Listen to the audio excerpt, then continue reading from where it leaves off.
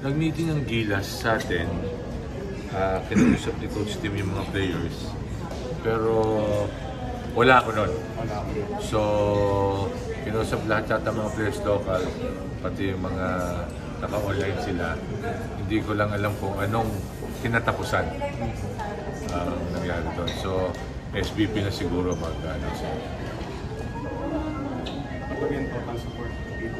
Ganun pa rin, kung anong kailangan nila, di ba? So, ayan na, PBA players na, tapos meron namang collegiate players, nandiyan pa rin ng PBA. Kaya nga tinatanong na namin kung ano yung mga windows para tatama, katulad dito. Dapat March 3 tayo.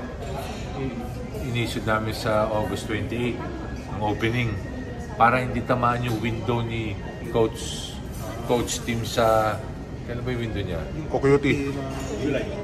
O yun, tatamaan. Kasi mayroong 7 to 10 days na Pag nilagay namin sa March 3, tatamaan namin yun.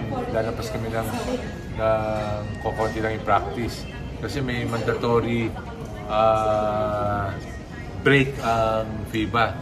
So na-adjust kami sa 28.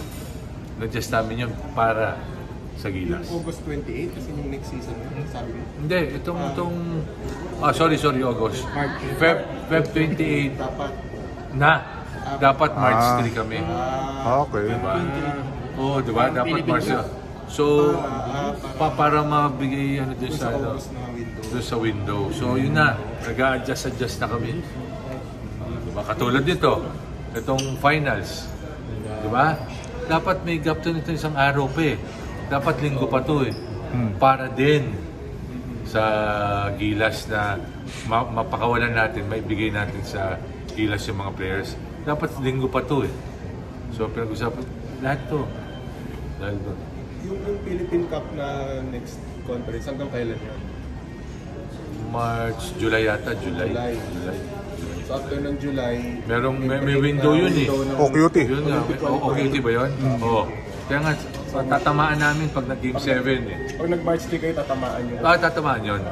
So mawawala. So nag-adjust dahil doon. Napaga.